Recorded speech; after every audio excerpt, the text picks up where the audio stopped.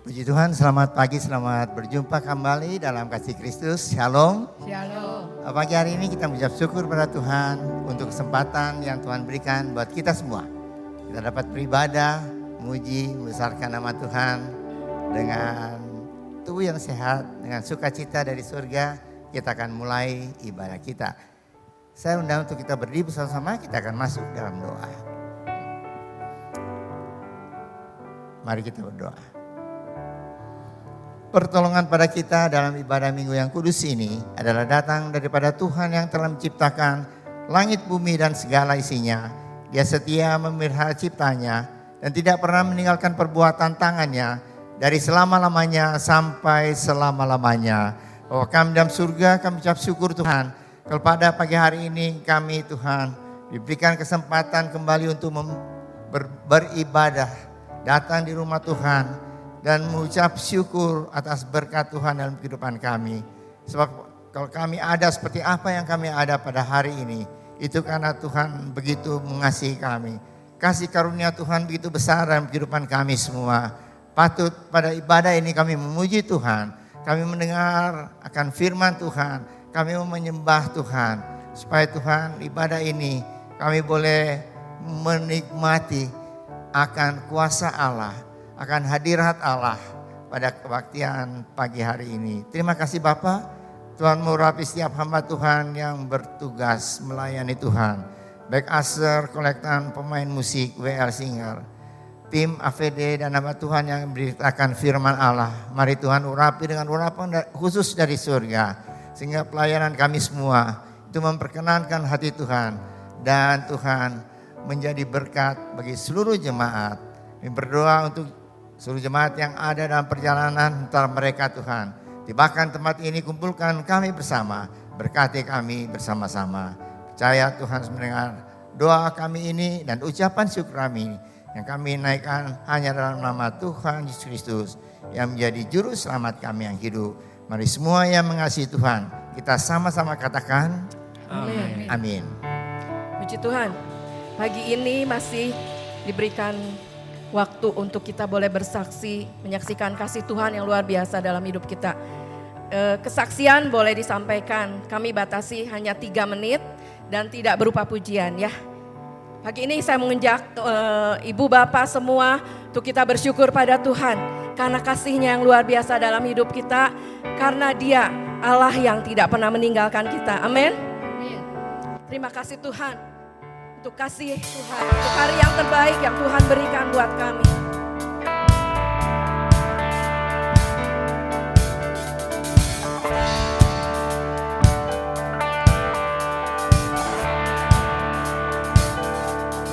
Ku mau tetap bersyukur, senantiasa bersyukur, karena yang ku alami, biar kehendak-Mu terjadi.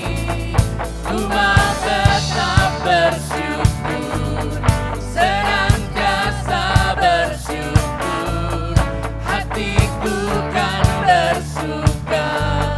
Setiap hari ini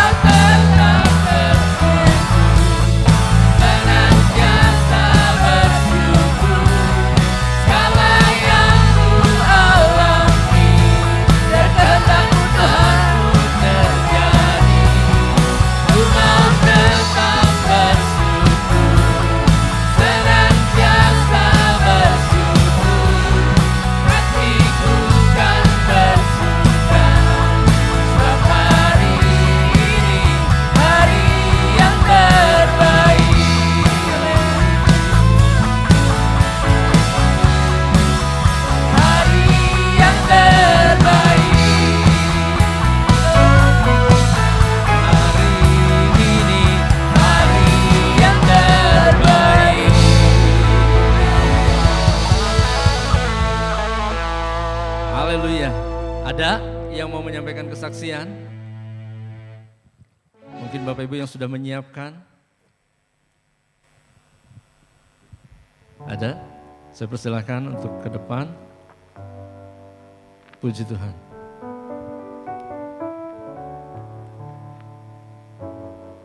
Ya, silakan duduk. Terima kasih. Mungkin saya minta waktu 3 menit lebih sedikit. Shalom, selamat pagi Bapak Ibu. Saya mengucapkan terima kasih untuk kesempatan yang diberikan saya bersaksi. Bertahun-tahun saya hanya duduk mendengarkan Bapak Ibu semua bersaksi dan itu sangat menguatkan.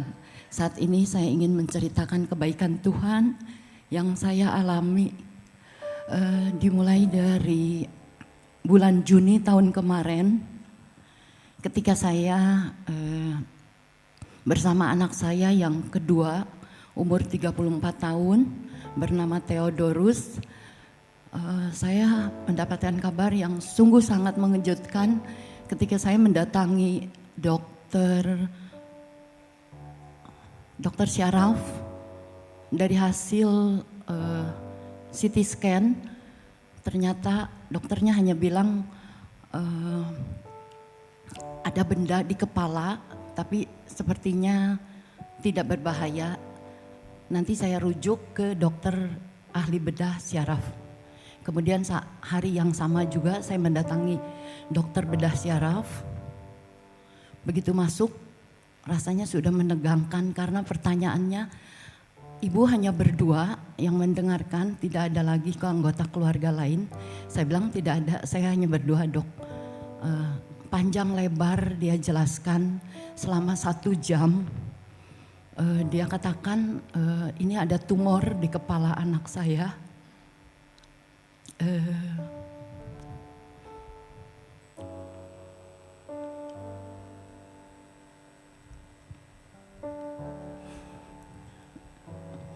Kemudian dia menceritakan bahwa resiko-resikonya yang terbesar adalah penglihatan.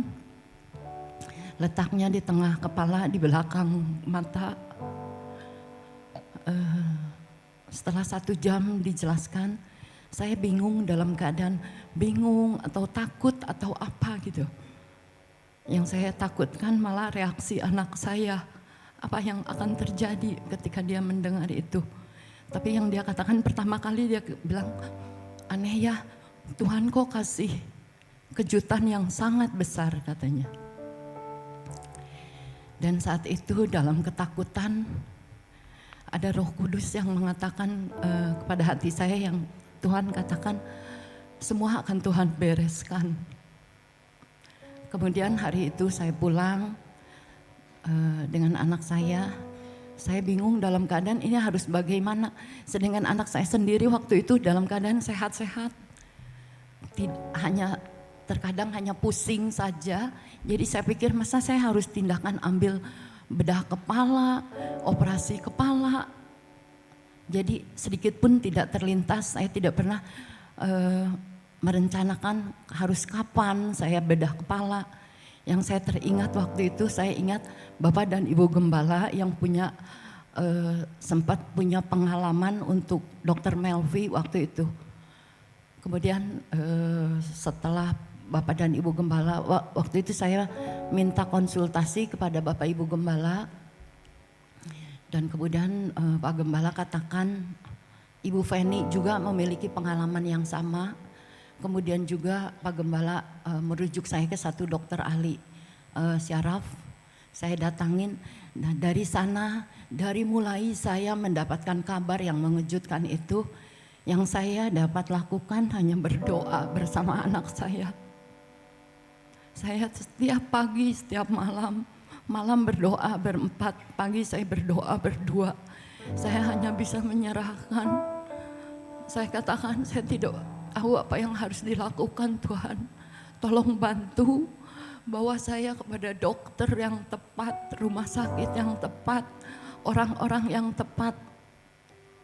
Dan ternyata step by step, selangkah demi selangkah Tuhan kirimkan orang-orang yang akhirnya membawa saya ke satu dokter dan satu rumah sakit yang waktu itu kami juga berdoa minta langkah-langkahnya apakah ini tepat dalam perjalanan kami mau ambil keputusan itu pun seringkali kami tuh ragu, kami tuh merasa aduh betul nggak ya ini seperti ini, tapi ternyata penyertaan Tuhan sungguh-sungguh ajaib, selangkah demi selangkah Tuhan tunjukkan, Tuhan yakinkan melalui orang-orang yang Tuhan kirimkan. Saya bersyukur pada saat-saat mendekati saat mau ambil tindakan operasi, saya juga bercerita kepada Pak Yakobus, kemudian Pak Yakobus juga menceritakan pengalamannya kepada anak saya dan itu sangat-sangat menguatkan sekali untuk Theo. Pada akhirnya tanpa ada rencana saya kapan harus operasi, semua saya tahu Tuhanlah yang mengatur semuanya. Akhirnya pada tanggal 31 Oktober anak saya dioperasi di Siloam Karawaci Jakarta dan saya percaya itu pun semua Tuhan yang atur dan semua kebutuhan Tuhan sungguh ajaib Tuhan cukupkan semuanya. Dan saya berterima kasih sekali untuk dukungan moral yang sangat-sangat luar biasa dari Bapak dan Ibu Gembala, kemudian juga dari Bapak Yakobus sekeluarga.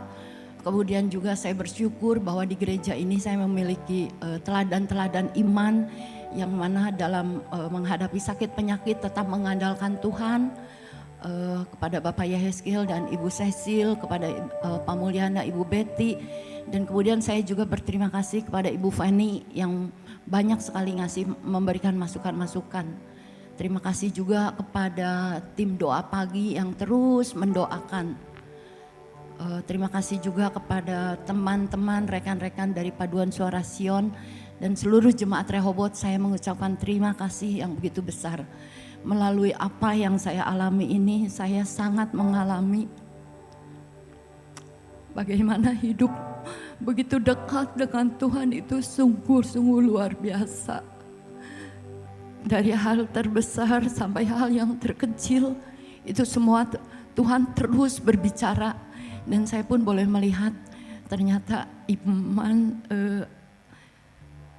anak saya yang dari sekolah minggu ikut Tuhan, pada saat dia mengalami ini, dia tuh tidak bersungut-sungut.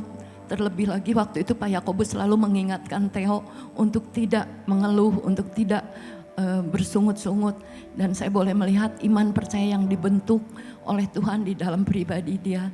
Dan saya sendiri pun terus terang saya heran ketika saya mengalami ini, saya memiliki damai sejahtera, saya memiliki kekuatan, saya memiliki hal-hal yang tadinya saya pikir bagaimana ini, tapi ternyata semua Tuhan keep semuanya. Sampai hal kecil terakhir ketika pulang dari rumah sakit, Theo-nya hampir setiap jam dia bangun, saya pun ikut bangun. Sampai satu saat saya berpikir, saya bilang ini gimana ya, saya kuat gak ya? Tapi tiba-tiba Roh Kudus katakan, kamu jangan khawatir karena ada malaikat Tuhan yang menjaga dia. Dia tidak akan jatuh, dia tidak akan kenapa-kenapa. Dan itu terbukti, puji Tuhan. Sampai hari ini, pada saat ini Theo sudah bisa beraktivitas sedikit demi sedikit. Tadinya mau ikut tapi dia bilang dia takut gak kuat.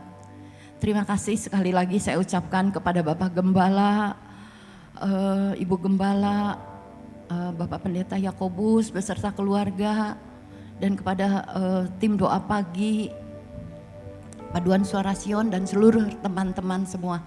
Sekian kesaksian saya, terima kasih. Ya, puji Tuhan, Tuhan masih bekerja di tengah-tengah umatnya. Ada lagi yang mau bersaksi? Saya masih beri kesempatan.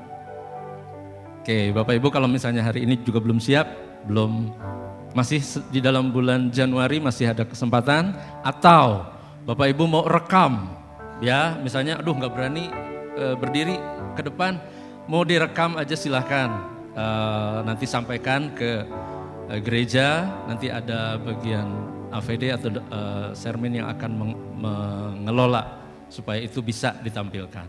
Ya, puji Tuhan. Bulan Januari masih nempel dengan tahun lalu. Makanya dibuka untuk kesaksian. Karena kita melihat kalau kita boleh sampai ke hari ini, itu karena penyertaan Tuhan yang luar biasa. Amin. Sepanjang tahun 2024 banyak hal mungkin yang sudah terjadi. Dan kalau kita boleh sampai di sini, itu semua karena penyertaan Tuhan. Oleh karena itu, mari kita akan bangkit berdiri kembali. Kita akan berikan pujian kita dengan segenap hati. Kita bersorak, kita mengangkat tangan, kita berikan semua hanya kepada Tuhan. Karena Dia Allah yang perkasa, yang berkuasa selama-lamanya. Berikan tepuk tangan yang paling meriah bagi Allah yang perkasa. Haleluya.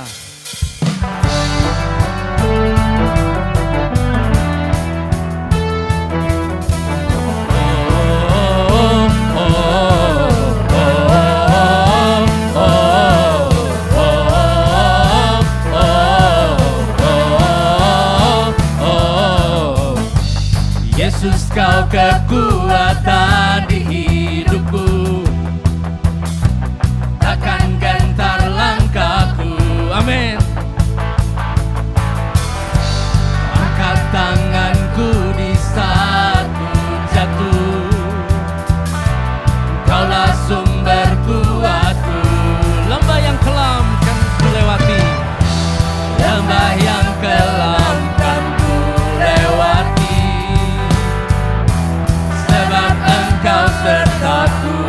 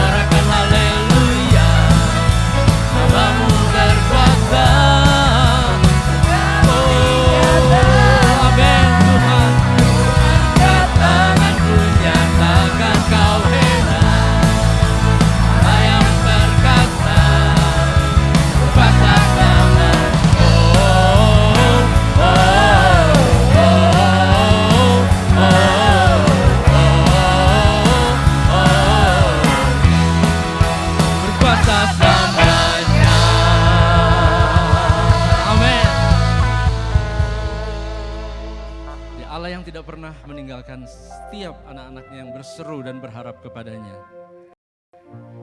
Haleluya Yesus, terima kasih Tuhan. Kalau Engkau tidak pernah menyerah dalam hidup kami Tuhan. Banyak kali kami mengalami keraguan, kegalauan dalam hidup ini Tuhan. Tapi saat ini Bapa, kami mau nyatakan, Engkau Allah yang tidak terbatas, Engkau Allah yang berkuasa melakukan segala perkara dalam hidup kami. Amin.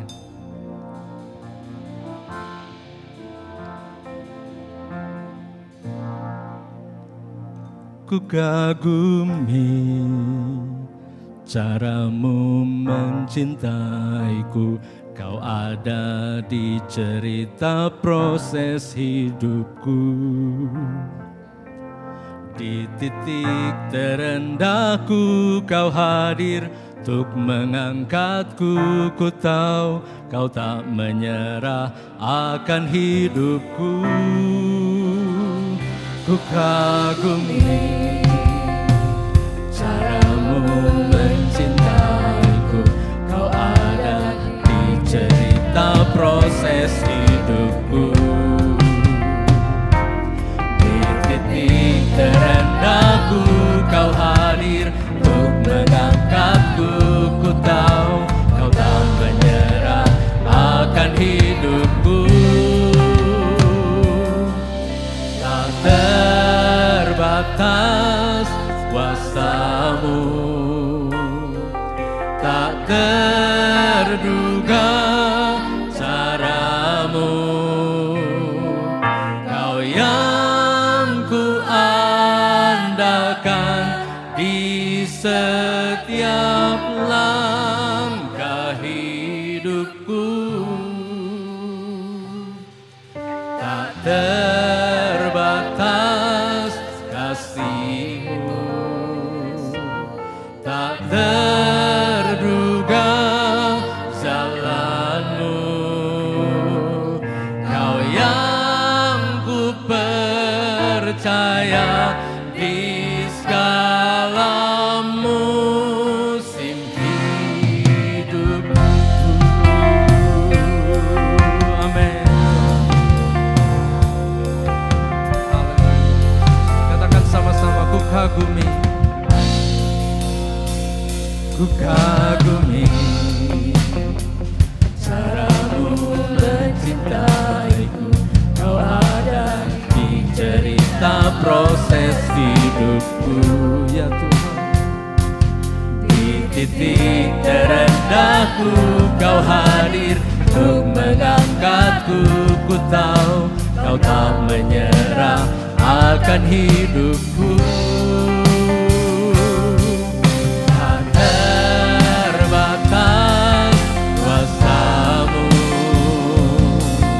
tak terduga cara-Mu. Engkau yang kami andalkan Tuhan. Di setiap langkah hidupku, tak terbatas kasih-Mu Bapa. Kasih-Mu tak terduga jalan-Mu. Engkau yang kami percaya Tuhan. Di segala musim hidupku.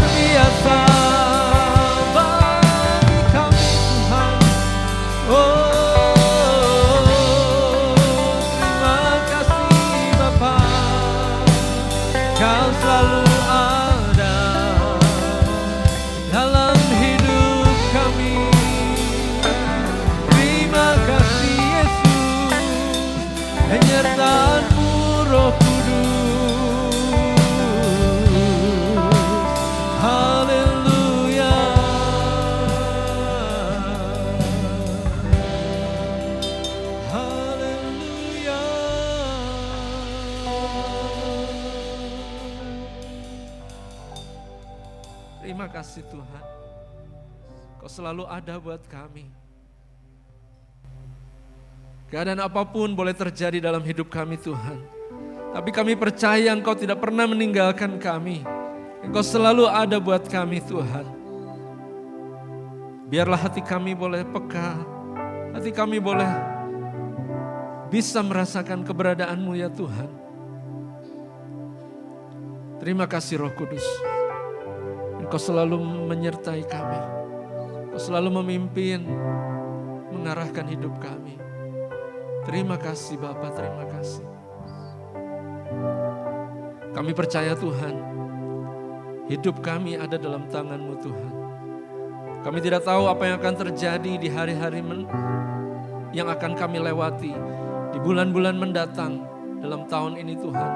Ada banyak hal, ada banyak perkara yang membuat kami cemas, membuat kami gentar, tapi kami mau katakan hari ini Tuhan, bahwa Engkau Allah yang tidak terbatas, Engkau Allah yang sangat-sangat mampu melakukan banyak hal, segala perkara dalam hidup kami. Terima kasih Bapa, terima kasih. Kami mengucap syukur untuk semua apa yang Tuhan sudah buat dalam hidup kami. Terpujilah nama-Mu ya Bapa. Apabila sebentar kami akan memberikan persembahan, juga Tuhan pimpin supaya setiap kami boleh memberikan dengan hati penuh dengan ucapan syukur karena Tuhan begitu baik buat kami. Terima kasih Bapa, biarlah setiap rupiah yang diberikan itu boleh berguna, bermanfaat bagi pekerjaan Tuhan, baik di tempat ini ataupun di tempat-tempat lain. Terima kasih Bapa, terpujilah nama-Mu. Di dalam nama Tuhan Yesus kami berdoa dan mengucap syukur. Haleluya. Amin. Silakan duduk, selamat memberi persembahan.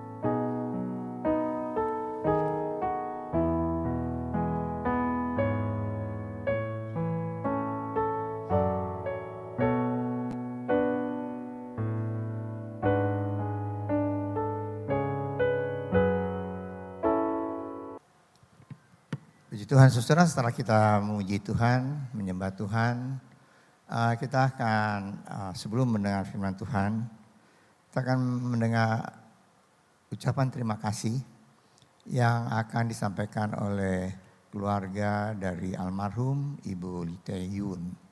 Waktu kami persilakan.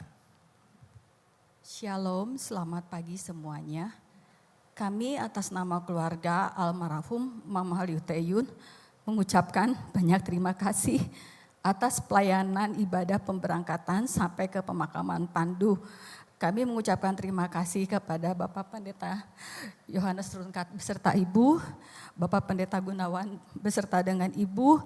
Kami juga mengucapkan terima kasih kepada Bapak Yeskel dan Ibu, Bapak Pendeta Yakobus, Bapak Pendeta Yanto dan Ibu, Bapak Pendeta Ratib dan Ibu, Bapak Pendeta Cikongfen dan Ibu, Ibu Pendeta Melia.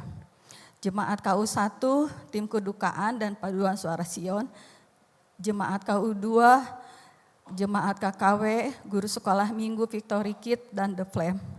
Terima kasih atas dukungan yang diberikan, baik melalui doa, kehadiran maupun materi yang diberikan.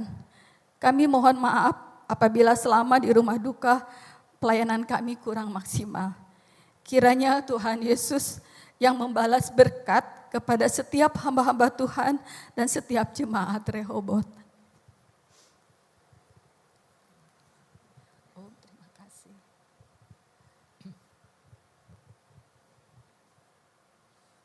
Selanjutnya kita akan mendengar firman Tuhan yang akan disampaikan oleh Bapak Pendeta Stefanus Rustandi.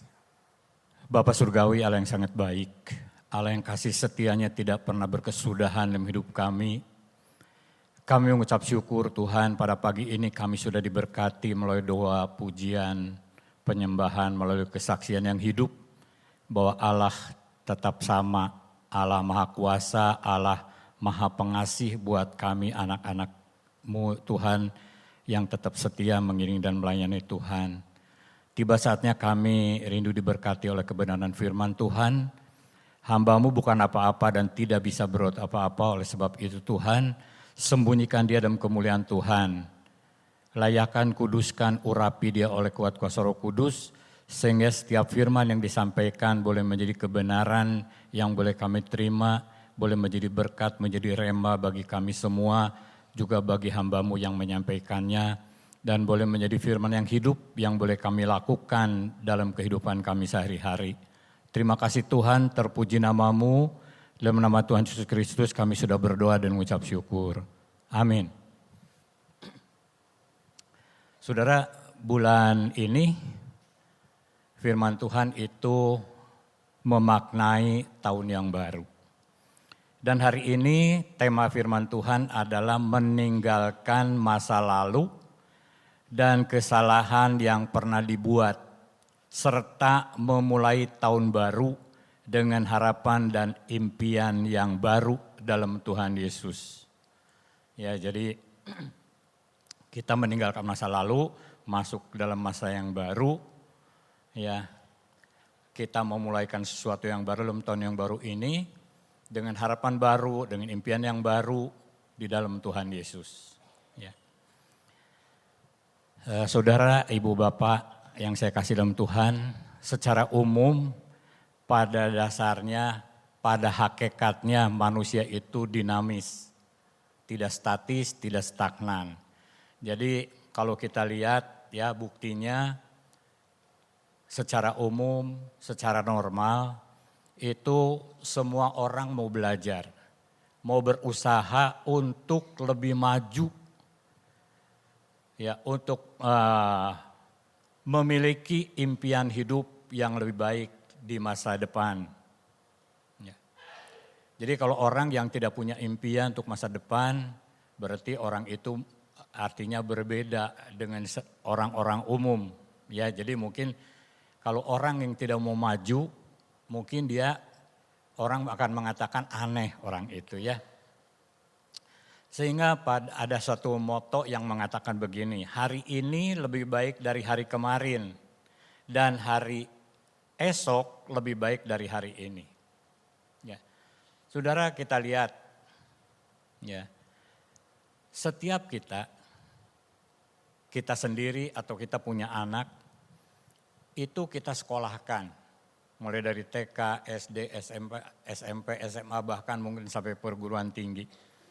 Itu artinya apa?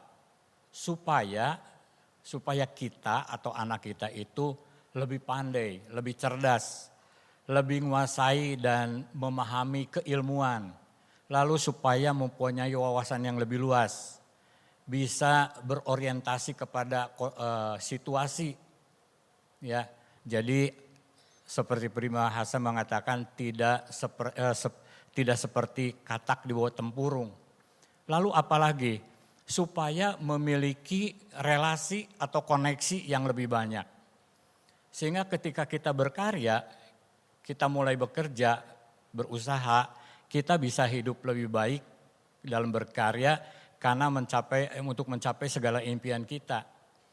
Karena kita manusia pada hakikatnya manusia sosial, tidak bisa berdiri sendiri. Jadi ada ketergantungan, ada masukan dari orang lain untuk menopang untuk kemajuan kita, untuk mencapai tujuan kita. Maka sekarang kita mengenal suatu istilah populer yang disebut resolusi. Ya, yang disebut resolusi. Kita lihat salah satu arti resolusi itu apa?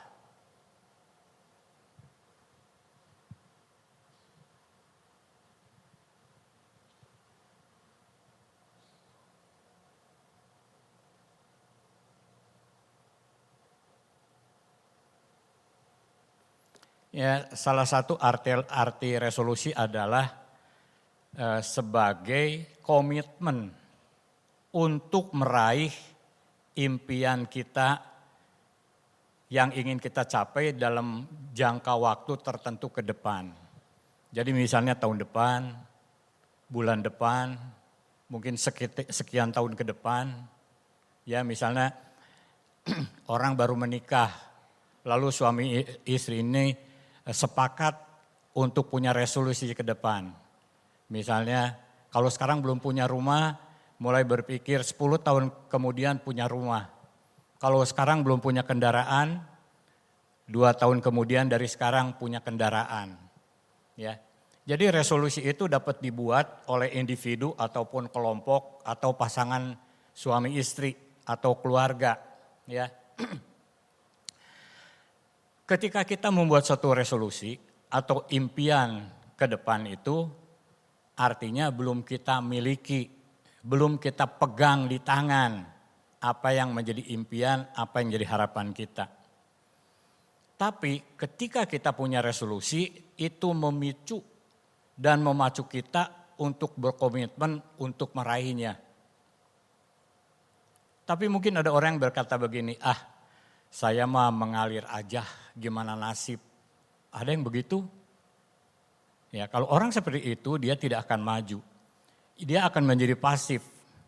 Ya. Dan dia tidak akan melakukan hal-hal yang menggairahkan untuk ke depan. Ya. Lalu dalam Filipi pasal 3 ayat 13, Filipi pasal 3 ayat 13, itu dikatakan begini, oleh Rasul Paulus kepada jemaat Filipi, dikatakan, saudara-saudara, aku sendiri tidak menganggap bahwa aku telah menangkapnya. Jadi ketika kita punya resolusi, punya tujuan, harapan ke depan, memang pada saat itu dideklarasikan oleh kita, belum ada di tangan. Ya. Dan Paulus juga mengatakan, ya, aku sendiri tidak menganggap bahwa aku telah menangkapnya. Tapi ini yang kulakukan, aku melupakan apa yang telah di belakangku dan mengarahkan diri ke depan, ya, mengarahkan diri kepada apa yang di hadapanku. Jadi kata Paulus, memang itu yang jadi tujuan, itu belum dipegang di tangan. Tetapi kata dia melupakan yang lalu, dia memandang ke depan. Lalu dikatakan dan berlari-lari kepada tujuan untuk memperoleh hadiah, yaitu panggilan sorgawi dari Allah dalam Kristus Yesus. Rasul Paulus mengatakan, aku sendiri tidak menganggap bahwa aku telah menangkapnya atau telah meraihnya. Ya, jadi dia punya suatu kerinduan, tetapi dia katakan belum di tangan. Ya, belum di tangan, belum meraihnya. Tetapi ini yang kulakukan, kata Paulus. Jadi dia lakukan sesuatu, berlari-lari kepada tujuan untuk memperoleh hadiah, memperoleh apa yang jadi harapannya. Jadi artinya untuk kita, untuk meraih impian itu atau mencapai resolusi kita, itu tidak cukup hanya dengan berkomitmen saja. Jadi saya berkomitmen untuk misalnya tahun ini, tahun yang baru ini akan melakukan ini, akan memiliki ini. Tetapi tidak cukup cuma berkomitmen. Ya. Tapi perlu disertai dengan semangat untuk dengan segenap daya upaya, ya, usaha untuk meraihnya seperti Paulus ini. Dia mengatakan berlari-lari. Jadi bukan bersantai-santai, bukan. Tetapi dia berlari-lari. Jadi dikatakan di sini dengan semangat, ya artinya berlari itu semangat, bukan berjalan santai. Seperti mungkin kita jalan-jalan di mall, jalan sampai lihat ini, lihat itu, ya lalu lihat ada barang yang bagus, lalu kita mulai lihat harganya berapa gitu ya. Bukan seperti itu, tapi berlari dengan semangat, berkobar menyala, ya dan tetap mempertahankan stamina untuk sampai kepada tujuan itu. Jadi tidak bisa hanya dengan menghayal. Atau kata anak-anak sekarang mager. Tahu saudara mager apa? Mager itu malas bergerak. Ya. Jadi tidak cukup, saya punya impian, saya punya resolusi, tapi bermalas-malasan. Ya cuma menghayal untuk dapat itu tapi tidak melakukan apa-apa. Nggak bisa seperti itu. Jadi ketika kita punya resolusi, kita juga harus berusaha dengan keras untuk mencapai resolusi itu. Ya. Resolusi itu berbicara seperti tadi, hari ini lebih baik dari hari kemarin, hari esok lebih baik dari hari ini. Di dalam Yesaya pasal 43 ayat 19, Yesaya pasal 3 ayat 19 dikatakan, lihat, aku, ini Tuhan yang mengatakan, aku hendak membuat sesuatu yang baru, yang sekarang sudah tumbuh. Belumkah kamu mengetahuinya? Ya, aku hendak membuat jalan di padang gurun dan sungai-sungai di padang belantara. Saudara, kalau kita pikirkan, dulu mungkin teknologi tidak secanggih sekarang. Ya, kalau kita membuat jalan itu di padang gurun, itu tidak mudah. Saudara bayangkan padang gurun itu pasir. Ya, mungkin pasirnya begitu tebal. Ya. Lalu kita mau membuat jalan. Mau seperti apa fondasi dibuatnya? Jadi mungkin untuk saat itu sesuatu yang mustahil. Lalu juga dikatakan akan membuat sungai-sungai di padang belantara. Ya. Di padang belantara, di gurun akan bikin sungai. Rasanya itu sesuatu yang mustahil. Tapi kata Tuhan, aku hendak membuatnya sesuatu yang baru. Sesuatu yang mustahil, ya mungkin kita punya impian secara naluri kita, itu rasanya tidak mungkin. Tapi kalau bersama Tuhan, setiap resolusi yang positif, yang baik, yang berkenan kepada Tuhan, Tuhan akan turut melakukan itu.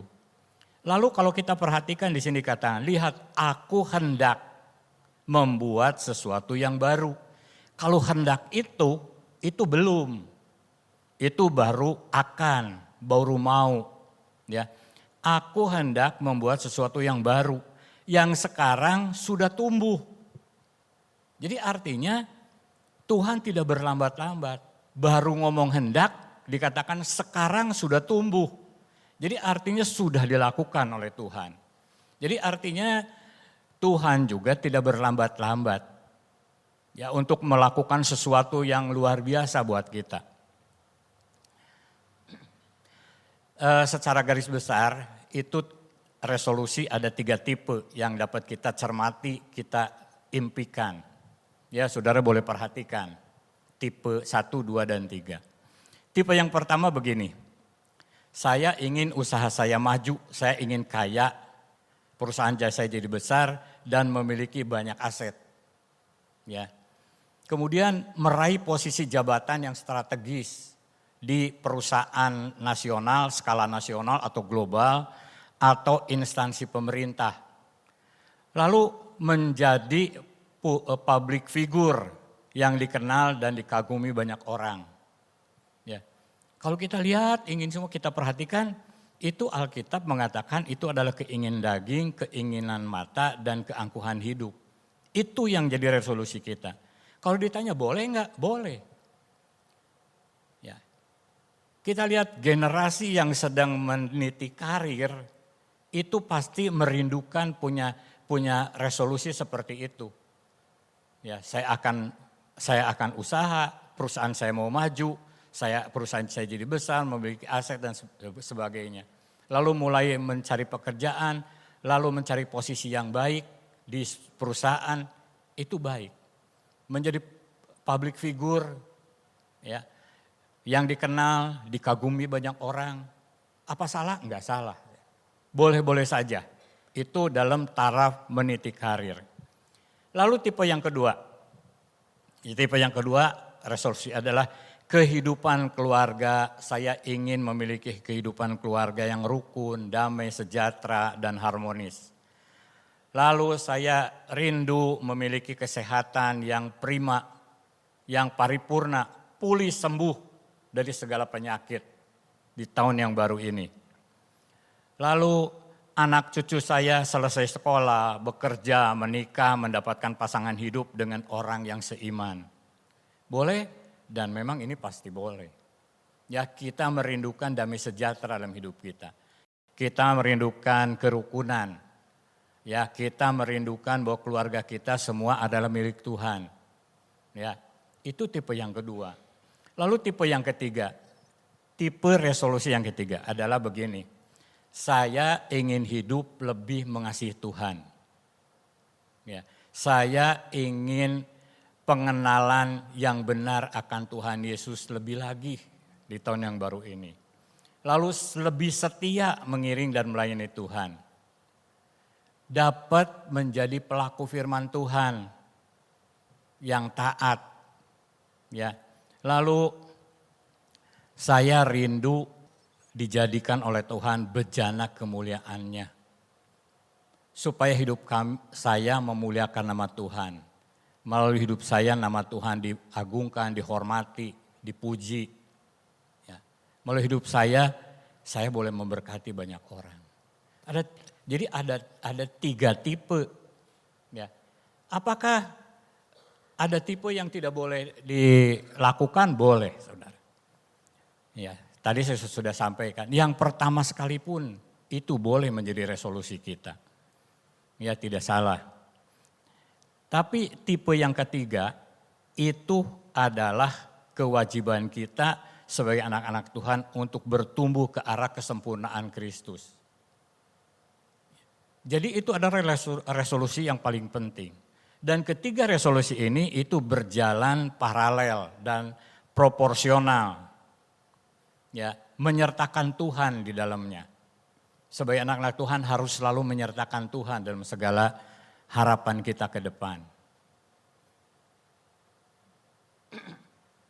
Apa yang disebut proporsional?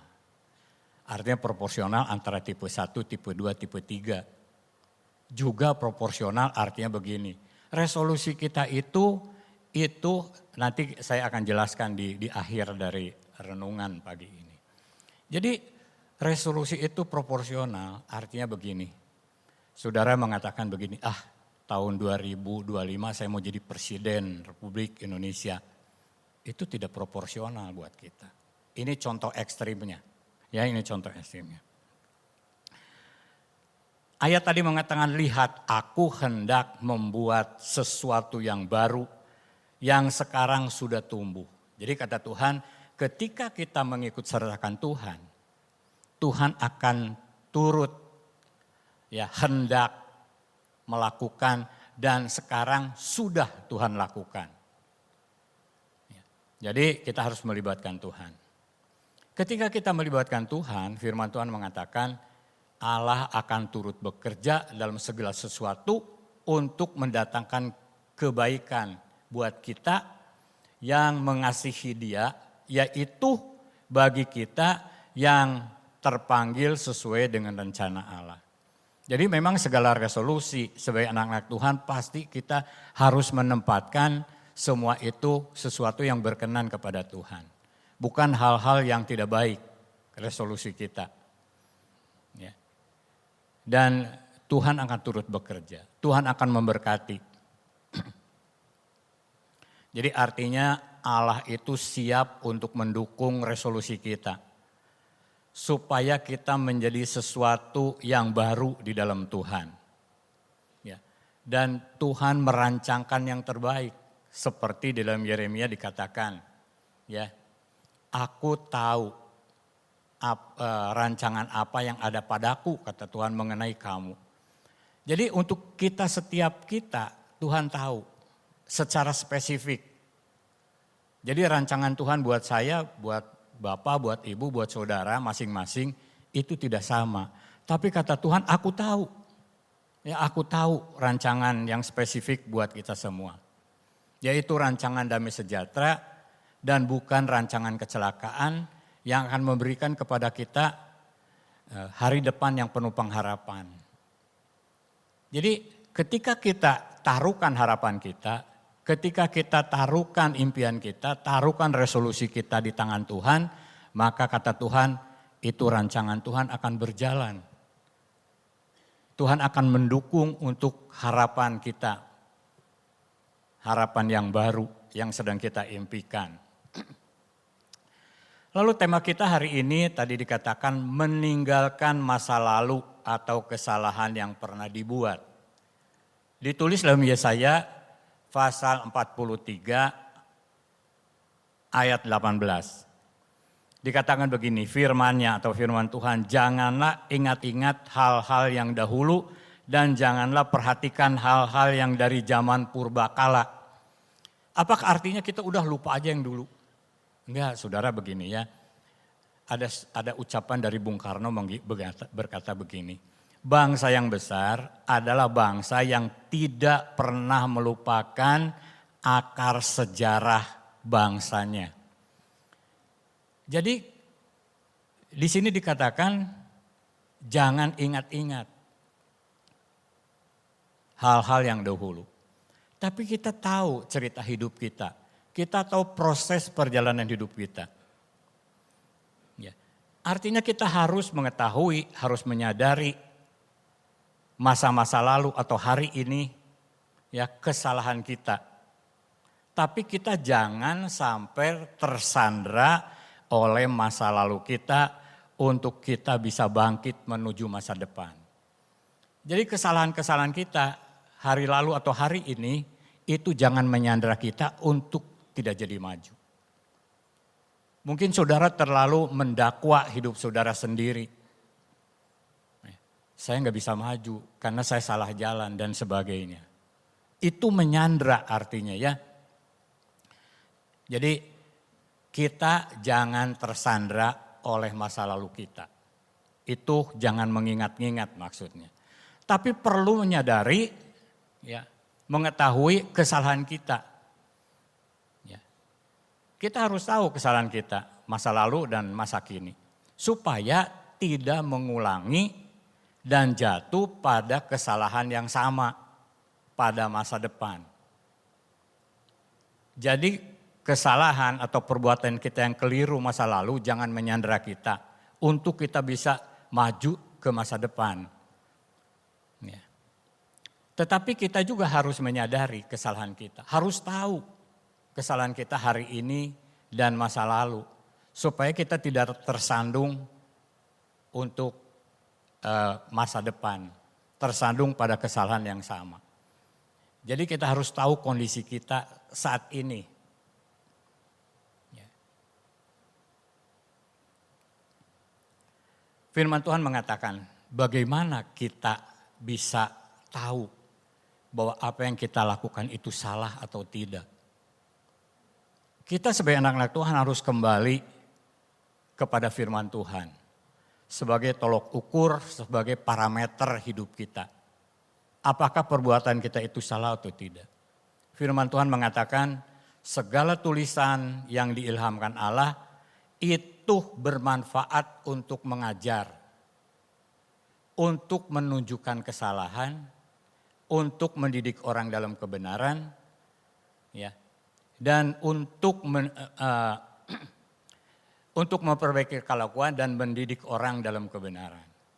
Jadi firman Tuhan itu akan menunjukkan sehingga kita bisa memilih, oh ini salah di hadapan Tuhan. Karena firman Tuhan menjadi tolok ukur dan parameter hidup kita. Jadi artinya kita harus tahu kita ini seperti apa sekarang. Dan firman Tuhan mengatakan dengan demikian tiap-tiap manusia kepunyaan Allah itu diperlengkapi untuk setiap perbuatan baik.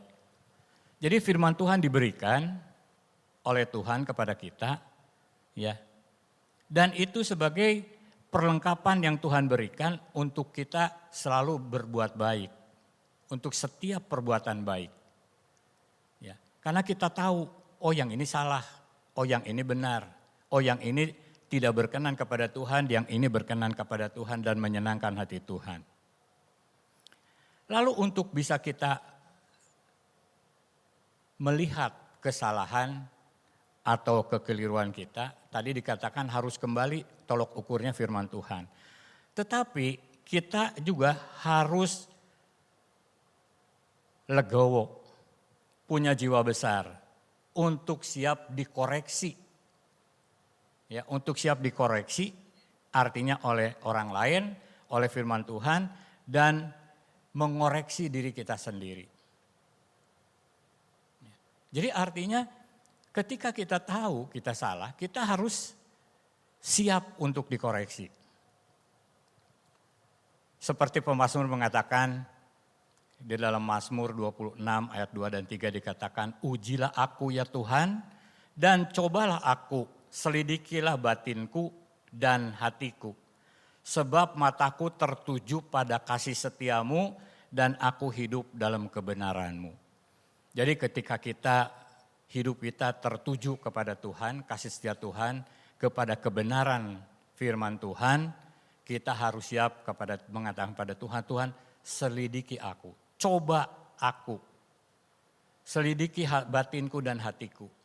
Jadi ada keterbukaan, ada kerenah hati untuk diperbaiki. Lalu slide berikutnya, kita harus memiliki kemauan dan keberanian untuk bersikap mawas diri atau memiliki self awareness. Apa itu? Artinya kesadaran diri yaitu kemampuan individu kita untuk mengenali, memahami diri sendiri secara menyeluruh. Ya, jadi kita harus mengenal siapa diri kita. Dikatakan mawas diri itu adalah kita memahami diri sendiri dan secara menyeluruh memahami sifat kita, watak kita, perasaan kita, emosi, cara pandang, pikiran dan cara beradaptasi dengan lingkungan. Mungkin kita tidak gampang beradaptasi dengan lingkungan. Ya, sehingga ketika kita bersikap itu tidak menyenangkan hati orang. Lalu kita juga harus kenal sifat kita, watak kita.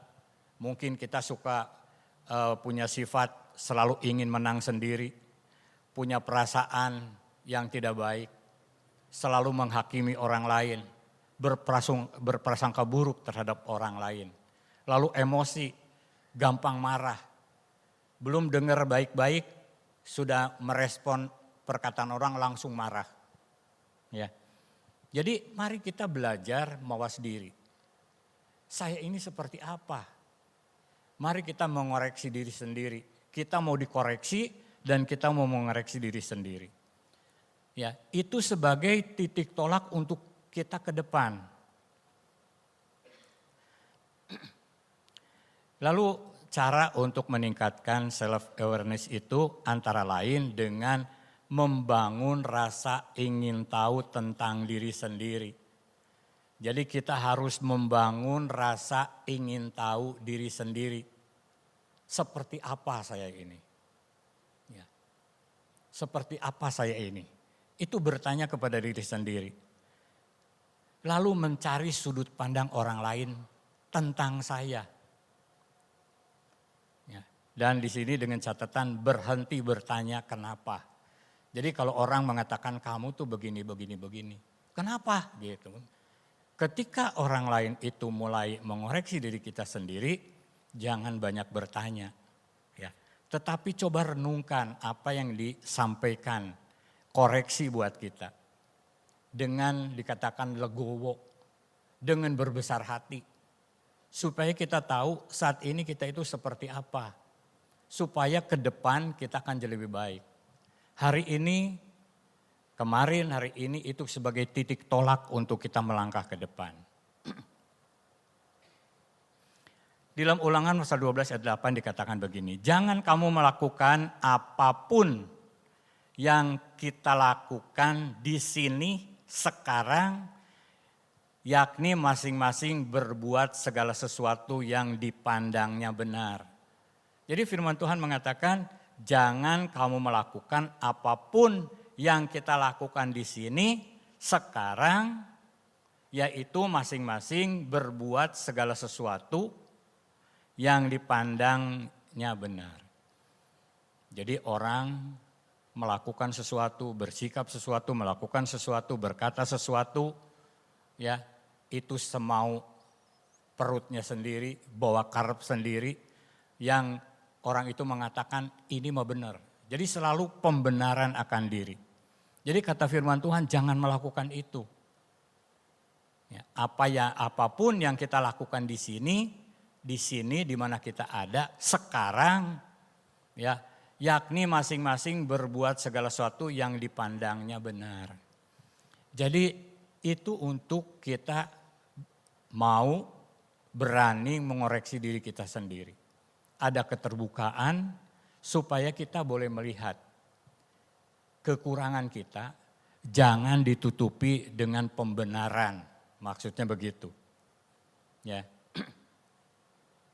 Jadi sekali-kali jangan kita coba melakukan pembenaran atas segala perbuatan kita yang salah. Ya. Yang salah itu mungkin kelemahan kita, kekurangan diri kita, kebodohan kita. Ya mungkin apa yang kita lakukan menurut orang lain itu suatu kebodohan. Ya. Yang kita tidak sadari. Tapi mari kita mau mulai belajar mendengar. Mulai belajar menyelidiki diri kita sendiri seperti tadi dikatakan. Selidikilah aku. Ya. Supaya kita itu bisa meraih masa depan. Keluar dari kita disandra oleh masa lalu dan masa sekarang. Ya. Karena dikatakan hari esok lebih baik dari hari ini. Ya. Itu terjadi ketika ada kemauan di dalam diri kita, ada keberanian untuk melakukan. Ya. Dikatakan kita harus berani melakukan eksplorasi diri. Artinya menggali diri kita itu. Menjelajah diri kita, menyelidiki diri, menyidik diri secara menyeluruh dan secara jujur. Saudara, kalau seseorang dibawa ke pengadilan, dia akan diselidiki, dia akan disidik dan akan diselidiki. Dan itu yang harus kita lakukan. Kita harus mengeksplorasi diri kita sendiri, memeriksa diri kita sendiri. Apakah kita sudah beres dengan diri sendiri? Apa kita sudah selesai dengan diri sendiri? Firman Tuhan tentang ini disampaikan Ibu Evelyn di KU2. Kita harus beres dengan Tuhan, kita harus beres dengan orang lain, kita harus beres dengan diri sendiri. Ketika kita belum beres dengan diri sendiri, kita tidak bisa melangkah ke depan. Ya, jadi kita harus bereskan diri kita sendiri. Dalam Kolose pasal 3 ayat 5 dikatakan begini. Karena itu matikanlah dalam dirimu segala sesuatu yang duniawi, yaitu percabulan, kenajisan, hawa nafsu, nafsu jahat, juga keserakahan sama dengan penyembahan berhala dan sebagainya. Mungkin kalau sekarang seperti tadi yang saya katakan, menghakimi orang lain, berprasangka buruk, suka iri, suka cemburu, merasa diri lebih pintar, lebih hebat dari orang lain, tidak pernah mendengar masukan dari orang lain, ya ada keangkuhan dan sebagainya. Tinggalkan itu semua, kata firman Tuhan. Semua itu mendatangkan murka Allah atas orang-orang durhaka. Ya. Firman Tuhan mengatakan dahulu kamu juga melakukan hal-hal itu ketika kamu hidup di dalamnya. Jadi sekarang itu dahulu. Tapi itu semua jangan menyandera kita, kata firman Tuhan, ya. Dikatakan begini, tetapi sekarang buanglah semuanya ini, yaitu marah, geram, kejahatan, fitnah, kata-kata kotor dan yang keluar dari mulutmu. Ya mungkin kalau sekarang melalui mulut atau melalui tulisan dan sebagainya itu adalah hoax misalnya. Jadi kata firman Tuhan sekarang itu buang semuanya itu, sekarang. Karena kita sudah tahu semuanya. Lalu slide berikutnya begini. Itu Kolose pasal 3 ayat 9 dan 10. Jangan lagi kamu saling mendustai karena kamu telah menanggalkan manusia lama serta kelakuannya. Dan telah mengenakan manusia baru yang terus-menerus diperbaharui untuk memperoleh pengetahuan yang benar menurut gambar haliknya. Jadi kata firman Tuhan, ya, kita tinggalkan semua itu karena dan itu tanggalkan.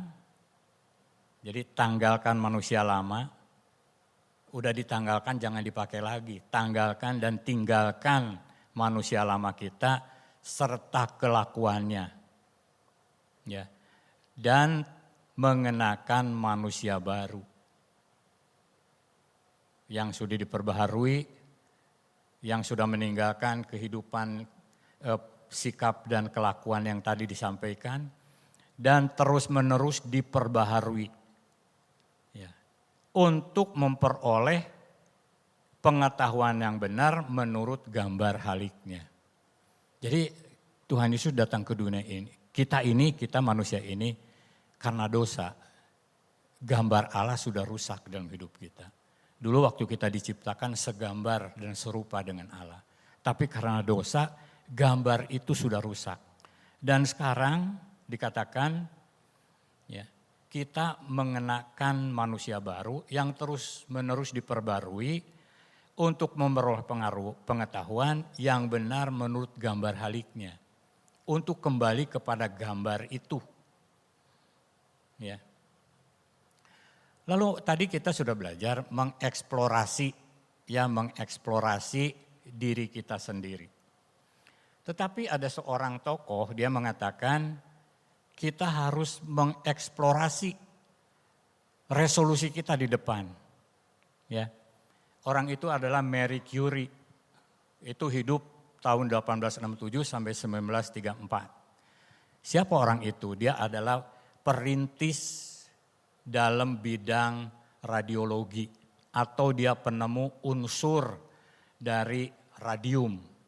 Dia memenangkan 2 kali hadiah Nobel. Yang satu fisika tahun 1903, satu kimia pada tahun 1911. Jadi orang yang selalu meneliti, orang yang selalu mengeksplorasi sehingga menemukan hal-hal yang baru. Dia mengatakan begini, penting mengarahkan rasa ingin tahu kita ke arah yang lebih bermanfaat dan produktif. Jadi ketika kita mau membuat suatu resolusi, kita harus mengujinya. Apakah itu bermanfaat dan produktif? Ya. Apa itu yang kita buat resolusi itu tidak ada apa-apanya misal. Dan dia menyarankan begini, mengeksplorasi ide, gagasan, dan pemikiran kita. Mengeksplorasi resolusi ke depan kita. Jadi ketika kita buat sesuatu resolusi, kita juga harus mengeksplorasi, menggali seperti apa resolusi itu. Kalau tadi mengeksplorasi diri kita sendiri, tapi Marie Curie ini mengatakan harus mengeksplorasi apa yang akan kita buat ke depan. Ya. Itu yang dia lakukan, itu yang dia sikapi sehingga dia banyak menemui hal-hal baru di dalam hidupnya. Sampai dia dapat 2 kali hadiah Nobel. Dikatakan mengeksplorasi ide, gagasan, pemikiran yang dapat memperluas wawasan, meningkatkan pengetahuan dan pemahaman diri dan mendorong kemajuan. Jadi artinya ketika kita bikin resolusi, apakah itu akan meningkatkan pemahaman kita? Apa itu akan mendorong ke pengetahuan kita? Apa itu mendorong menjadi suatu kemajuan buat kita? Jadi gagasan yang memiliki potensi untuk mengutamakan pencarian ilmu dan pengembangan diri. Jadi apapun yang kita jadikan resolusi itu akan merupakan pencarian kita ke depan ya dan pembangunan diri kita, pengembangan diri kita. Kalau resolusi itu tidak membuat pengembangan diri kita, itu suatu resolusi yang sebetulnya tidak ada apa-apanya. Ya, jadi artinya pengembangan diri memiliki nilai. Dan dia katakan daripada yang sifatnya yang dicari itu dangkal atau tidak bernilai. Ya. Jadi kita diajar untuk mengeksplorasi diri kita sendiri dan mengeksplorasi resolusi yang akan kita capai. Lalu ayat yang terakhir dalam Kolose pasal 1 ayat 28 dan 29. Kolose 1 ayat 28 ditulis begini, dialah yang kami beritakan apabila tiap-tiap orang kami nasihati dan tiap-tiap orang kami ajari dalam segala hikmat untuk memimpin tiap orang kepada kesempurnaan dalam Kristus. Jadi resolusi tertinggi adalah kita memiliki hikmat untuk memimpin kita kepada kesempurnaan dalam Kristus Yesus. Itu resolusi tertinggi. Itu yang memiliki nilai tertinggi. Ya, jadi kita terus berjalan pada suatu tujuan yaitu kesempurnaan Kristus. Itu yang harus jadi resolusi kita yang paling utama sebagai anak-anak Tuhan. Dan ayat itu Paulus itu berkata, itu yang kuusahakan dan kupergumulkan. Seperti tadi dia berkata berlari-lari untuk menangkap. Di sini dikatakan ini yang kuusahakan dan kupergumulkan dengan segala tenaga sesuai dengan kuasanya yaitu kuasa Kristus yang bekerja kuat di dalam aku. Jadi ketika kita mau meraih itu dikatakan harus diusahakan, harus dipergumulkan dengan segenap tenaga, dengan kuasa yang bekerja kuat, kuasa Yesus, kuasanya yang bekerja dengan kuat di dalam kita. Jadi artinya kita sebagai anak Tuhan harus tetap mengandalkan Tuhan. Dan dikatakan Tuhan itu ada dalam kita dan kuasanya itu ada dalam kita. Ya. Jadi kesimpulan pagi ini adalah kita harus mau dan berani mengeksplorasi diri kita lebih dalam dan mengeksplorasi ide-ide, gagasan, pemikiran kita tentang resolusi kita. Lalu apa yang harus kita doakan? Ya, kita harus berdoa agar hubungan kita dengan Tuhan di dalam tahun yang baru ini lebih baik.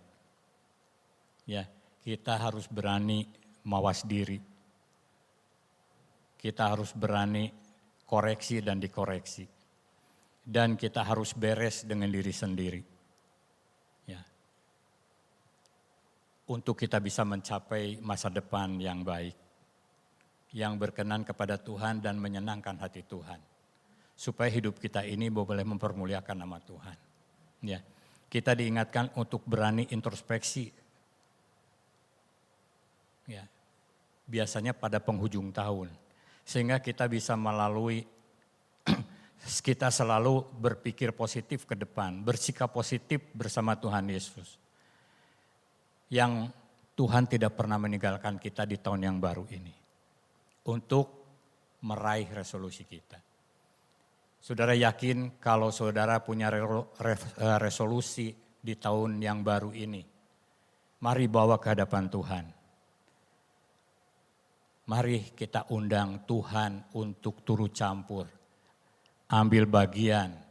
Kita juga harus tetap di sini dikatakan kita harus punya hikmat.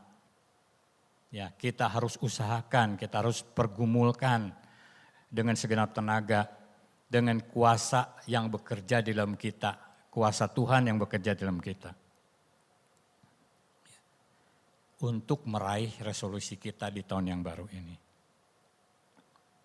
Untuk membawa kita kepada kesempurnaan Kristus.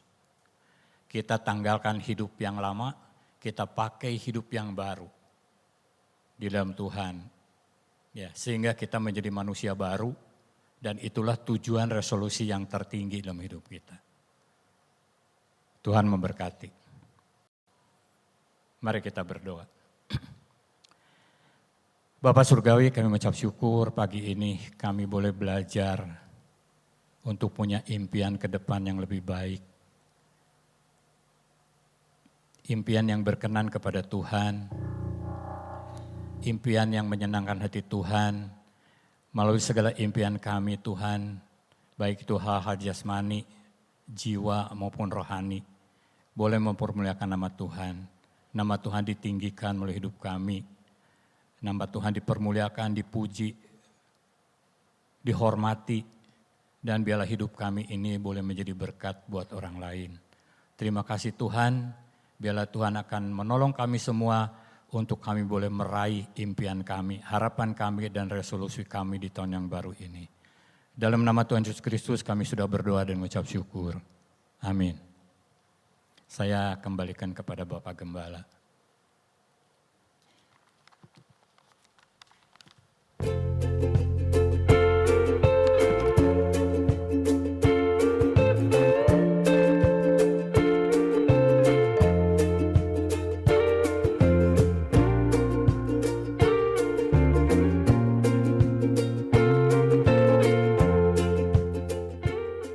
Shalom, selamat hari Minggu dan selamat beribadah.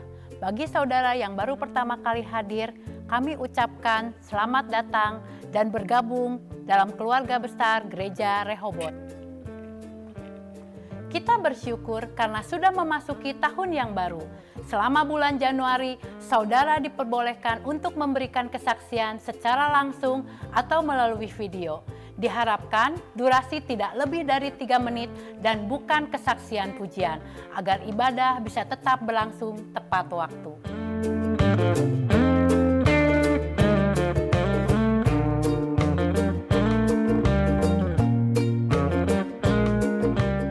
Bagaimana kita bisa menjalani tahun yang baru ini agar lebih baik dari tahun yang lalu? Selama 1 bulan ini kita akan belajar memaknai tahun baru, diberkati oleh firman Tuhan yang akan menjadi bekal kita mengawali tahun ini. Dan tentunya jangan lewatkan beberapa kegiatan berikut ini. Bergabunglah dan terus bertumbuh, Tuhan Yesus memberkati.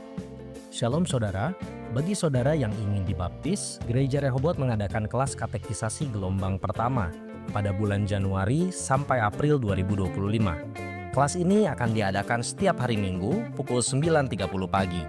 Dimulai pada tanggal 19 Januari 2025 dan diadakan sebanyak 11 kali pertemuan. Di dalam kelas ini kita akan mempelajari dasar-dasar iman Kristen sebelum dibaptis. Silahkan daftarkan diri Anda ke kantor gereja atau hubungi nomor di bawah ini. Tuhan Yesus memberkati.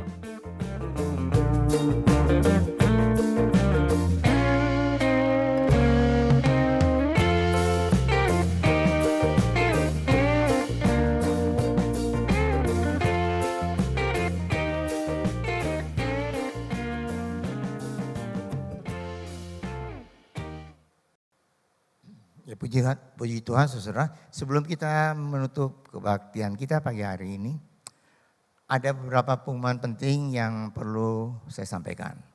Pertama,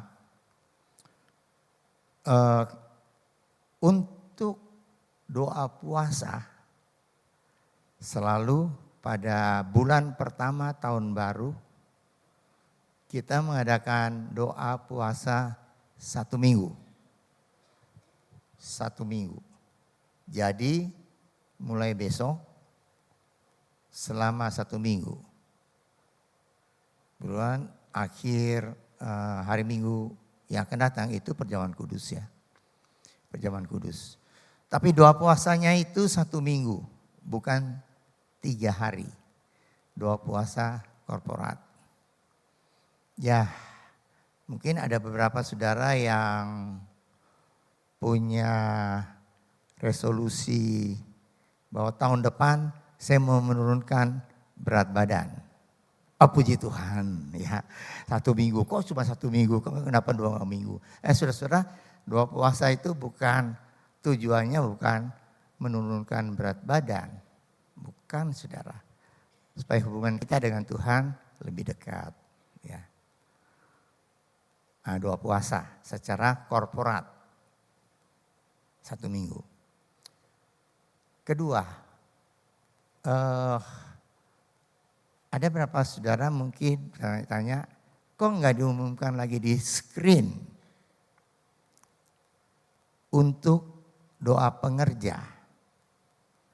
Nah, mulai tahun ini ada perubahan sedikit di dalam kegiatan doa pengerja, yaitu doa pengerja itu akan diadakan oleh tiap komisi. Jadi misalnya KU1 itu punya doa pengerja sendiri, sehingga maksudnya adalah supaya dalam doa pengerja itu tentu semua pelayan Tuhan, semua aktivis, semua pelayan Tuhan yang ada di KU1 itu berdoa bersama-sama di dalam doa pengerja. Ya, dari aser kolektan, pengurus KU1, hamba-hamba Tuhannya dan sebagainya. Itu untuk KU1 diadakan minggu depan. Minggu depan setelah kebaktian KU1. Kan biasanya, kan kalau yang tiap bulan tahun lalu itu minggu ketiga kan. Karena sudah dilakukan oleh tiap komisi, maka untuk KU1 itu akan diadakan minggu depan. Setelah kebaktian KU1 di ruang C. Ruang C itu kalau saudara keluar ada di sana. Ya. Ada di ruang C itu ada di gedung C ya. Gedungnya SMP. Dan kita akan doa pengerja di sana. Kalau gitu nggak ada doa pengerja yang bareng kumpul semua. Ada saudara. Doa pengerja yang bergabung semua komisi dan semua hamba Tuhan, semua pelayan itu hanya diadakan sebelum event-event yang besar. Misalnya sebelum Jumat Agung puasa, Jumat Agung Paskah, Jumat Agung Paskah. Itu ada doa pengerja gabungan. Ulang tahun gereja, itu ada Jumat, ada doa pengerja gabung. Untuk sebelum Natal, itu ada doa pengerja gabung seluruhnya. Ya. Dan tentu kalau ada doa pengerja yang digabung, tentu akan disampaikan. Tapi itu tidak tiap bulan pada minggu ketiga. Karena yang tiap bulan itu akan diadakan oleh komisi yang bersangkutan. Jadi KU1 membuat doa pengerja sendiri, KU2 membuat doa pengerja sendiri, KKW buat doa pengerja sendiri, KKP juga demikian, ya, paduan suara juga demikian dan seterusnya. Dan terakhir, saya atas nama seluruh hamba Tuhan dan majelis gereja mengucapkan selamat ulang tahun kepada Bapak Pendeta Timotius Suherman yang hari ini tepat berhari ulang tahun. Tuhan memberkati pelayanannya, keluarganya, dan semua yang dilakukannya. Ya mari saudara, kita akan tutup kebaktian kita dengan doa. Saya undang untuk kita berdiri bersama-sama. Kita akan masuk di dalam doa. Mari kita berdoa. Bapa kami dalam surga, terima kasih Tuhan untuk berkat Tuhan bagi kami semua. Kami boleh menyelesaikan kebaktian pagi hari ini dengan berkat Tuhan. Kami sudah memuji Tuhan, kami sudah menyembah Tuhan. Kami sudah mendengar firman Tuhan. Terima kasih Tuhan untuk berkat Tuhan bagi kami semua. Ajar pada kami supaya kami boleh lebih mengenal Tuhan. Allah yang kami sembah dalam Tuhan Yesus Kristus. Melalui ibadah-ibadah kami. setiap ibadah kami boleh lebih mengenal siapa Allah, Tritunggal yang kami sembah. Dan itu boleh menambahkan iman kami kepada Tuhan. Terima kasih Bapa. Kami berdoa Tuhan untuk doa puasa secara korporat yang diadakan 1 minggu. Mulai Senin besok selama 1 minggu. Dan kami juga akan mempersiapkan diri untuk sakramen perjamuan kudus pada minggu depan. Terima kasih Bapak untuk berkat Tuhan. Kami juga berdoa untuk rencana doa pengerja pada minggu depan setelah kebaktian. Terima kasih Tuhan untuk berkat Tuhan. Kami juga berdoa untuk persembahan dan perpuluhan yang Tuhan sudah memberikan kesempatan bagi kami untuk memberikan yang terbaik buat Tuhan. Karena Tuhan sudah memberikan yang terbaik bagi kami semua. Dan juga kepada saudara-saudara yang sudah memberikan persembahan syukur. Mari Tuhan, Engkau berkati dengan berkat-Mu dari surga secara berlimpah.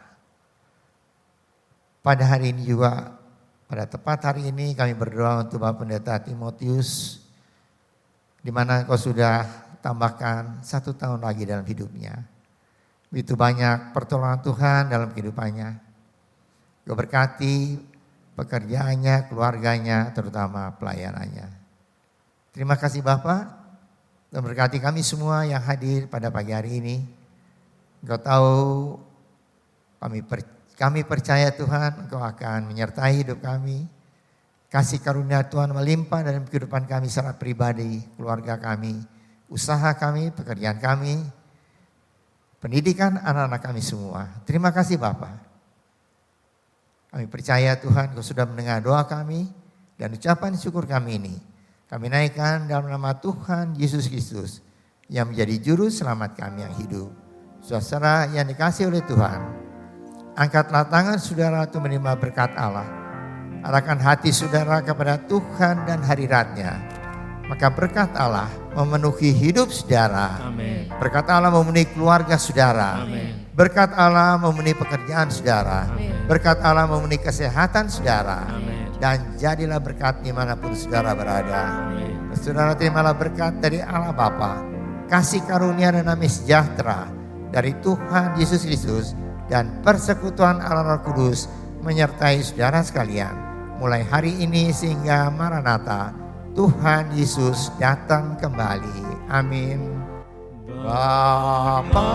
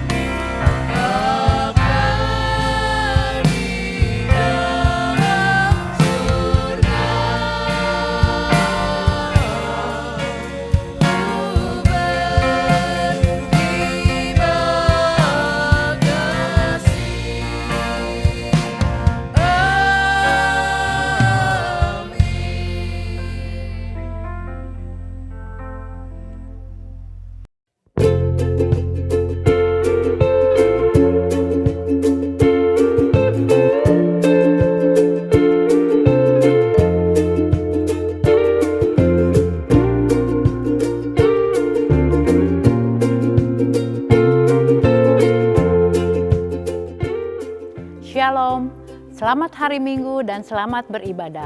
Bagi saudara yang baru pertama kali hadir, kami ucapkan selamat datang dan bergabung dalam keluarga besar Gereja Rehobot. Kita bersyukur karena sudah memasuki tahun yang baru. Selama bulan Januari, saudara diperbolehkan untuk memberikan kesaksian secara langsung atau melalui video.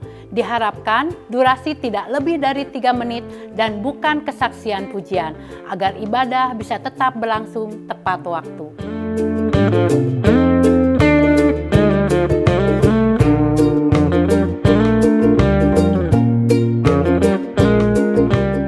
Bagaimana kita bisa menjalani tahun yang baru ini agar lebih baik dari tahun yang lalu? Selama 1 bulan ini kita akan belajar memaknai tahun baru. diberkati oleh firman Tuhan yang akan menjadi bekal kita mengawali tahun ini. Dan tentunya jangan lewatkan beberapa kegiatan berikut ini. Bergabunglah dan terus bertumbuh. Tuhan Yesus memberkati. Shalom saudara, bagi saudara yang ingin dibaptis, Gereja Rehoboth mengadakan kelas katekisasi gelombang pertama pada bulan Januari sampai April 2025. Kelas ini akan diadakan setiap hari Minggu pukul 9.30 pagi. Dimulai pada tanggal 19 Januari 2025 dan diadakan sebanyak 11 kali pertemuan. Di dalam kelas ini kita akan mempelajari dasar-dasar iman Kristen sebelum dibaptis. Silahkan daftarkan diri Anda ke kantor gereja atau hubungi nomor di bawah ini. Tuhan Yesus memberkati.